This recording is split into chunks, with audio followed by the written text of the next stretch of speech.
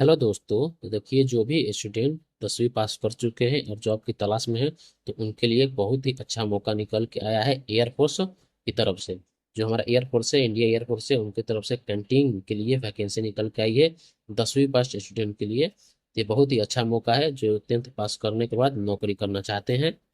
तो इस वीडियो में इसी वैकेंसी से रिलेटेड सारी चीज़ें डिस्कस करेंगे, ताकि कैसे इसको ज्वाइन कर सकते हैं, इसका एलिजिबिलिटी क्या है, डेट क्या है, जो आपका फॉर्म का शुल्क है वो क्या है, ये सारी चीज़ें डिस्कस करेंगे। तो आप वीडियो के अंत तक बने रहिए, और वीडियो अच्छा लगे तो लाइक और सब्सक्राइब जरूर कीजिएगा। तो देखिए, जो हमारा जो वैकेंसी है एयरफोर्स की तरफ से है, कैंटीन के लिए है। इस बात का ध्यान रखिए। दिया गया है, इंडियन एयरफोर्स के द्वारा कैंटीन भर्ती का विज्ञापन जारी कर दिया गया है। इसके तहत अलग अलग प्रकार के पदों के लिए नोटिफिकेशन जारी किया गया है। इंडियन एयरफोर्स कैंटीन भर्ती के तहत सफाई कर्मचारी, हेल्पर, बिल्डिंग क्लर्क, अकाउंटेंट के पदों पर भर्ती आयोजित करवाई जाएगी।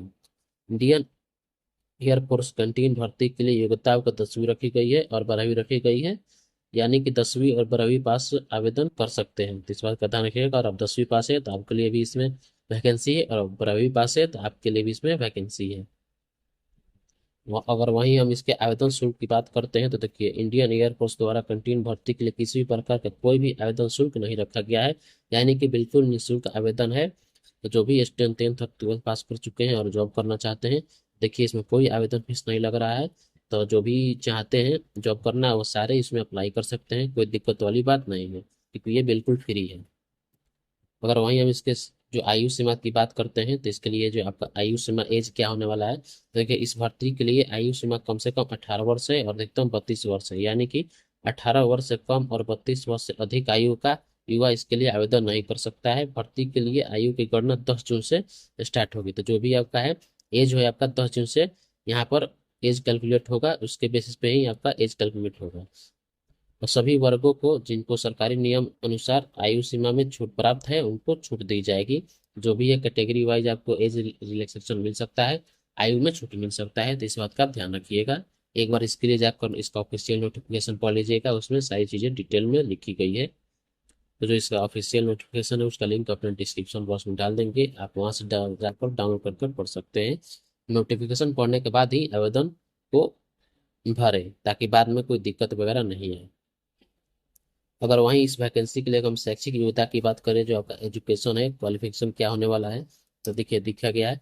इस भर्ती के लिए शैक्षिक योग्यता सभी पदों के लिए अलग अलग रखी गई है, जिसके लिए डिटेल हम आपके यहाँ बता रहे हैं। सफाई कर्मचारी के लिए पढ़ना लिखना आना चाहिए, और हाउस कीपिंग में सफाई कार्य का ज्ञान और शारीरिक रूप से फिट होना चाहिए। हेल्पर पद के लिए जो अभ्यर्थी है 10वीं पास तथा 55 किलोग्राम तक का वजन उठाने में शारीरिक रूप से सक्षम होना चाहिए। इसके अलावा शारीरिक रूप से फिट भी होना चाहिए। वहीं अगर हम बिलिंग कलर के लिए बात करें, देखिए, यहाँ पर बिलिंग कलर के लिए योग्यता किसी भी मान्यता प्राप्त संस्थान से 12वीं कक्षा उत्तीर्ण होना चाहिए। कंप्यूटर पर टाइपिंग के 30 शब्द प्रति मिनट की स्पीड से और शारीरिक रूप से बिल्कुल फिट होना चाहिए। ये आपका बिलिंग बिलिंग कलर के लिए दिया गया है। वहीं अगर हम अकाउंटेंट पद के लिए बात करें, तो अकाउंटेंट पद के लिए अभ्यर्थी बीकॉम पास, कंप्यूटर टाइपिंग और अकाउंटेंट सॉफ्टवेयर का अच्छे से नॉलेज होना चाहिए। इसके साथ ही कम से कम 2 साल का अनुभव होना चाहिए। तो इस बात का ध्यान रखिएगा। अकाउंटेंट पद के लिए आपका बीकॉम होना चाहिए। आपके पास थोड़ा सा कंप्यूटर नॉलेज वगैरह, जो भी अकाउंटेंट का सॉफ्टवेयर है उनका नॉलेज होना चाहिए, और आपके पास 2 साल का एक्सपीरियंस भी इसमें मांग रहा है। तो इस बात का आप ध्यान रखिएगा। ये आपका क्वालिफिकेशन एलिजिबिलिटी है, ये आपका क्वालिफिकेशन होना चाहिए इस वैकेंसी के लिए। अगर वहीं हम इसके सिलेक्शन प्रोसेस की बात करते हैं, जो इसका चयन प्रक्रिया क्या होने वाला है, तो इस भर्ती के लिए सिलेक्शन प्रोसेस के अंदर सफाई कर्मचारी और हेल्पर पद के लिए उम्मीदवारों का चयन स्किल टेस्ट, फिजिकल टेस्ट और डॉक्यूमेंट वेरिफिकेशन के बिहाफ पे लिया जाएगा, और मेडिकल एग्जामिनेशन के आधार पर किया जाएगा। इसमें कोई परीक्षा जो कोई भी रिटन परीक्षा इसमें नहीं होगा। ये सिर्फ स्किल टेस्ट और फिजिकल टेस्ट और मेडिकल टेस्ट के, और जो डॉक्यूमेंट वेरिफिकेशन होगा उसके आधार पर किया जाएगा। इस बात का आप ध्यान रखिएगा।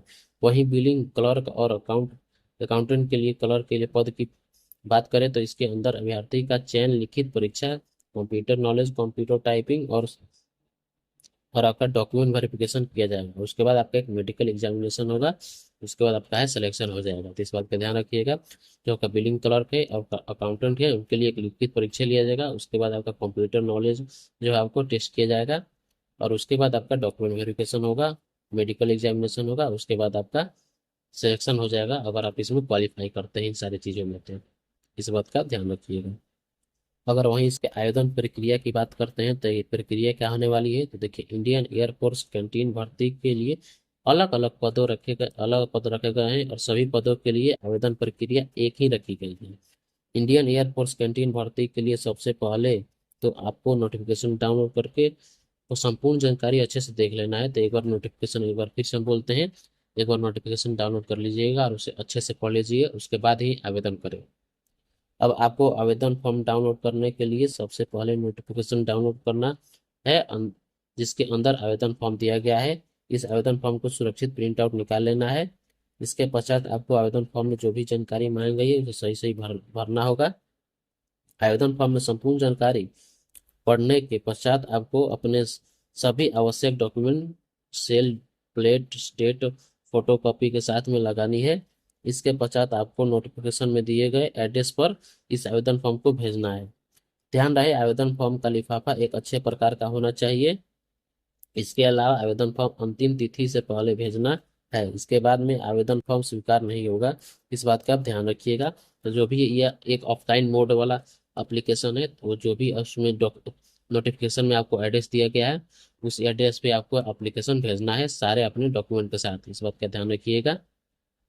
और जो इसका लास्ट डेट है आपका 10 जून रखा गया है, तो इस बात का ध्यान रखिएगा, 10 जून रखा गया है। इसका लास्ट डेट, आवेदन का लास्ट डेट 10 जून रखा गया है, तो इस बात का ध्यान रखिएगा। अब 10 जून के अंदर ही इसको सेंड कर दीजिएगा जो भी एड्रेस नोटिफिकेशन में दिया गया है। धन्यवाद।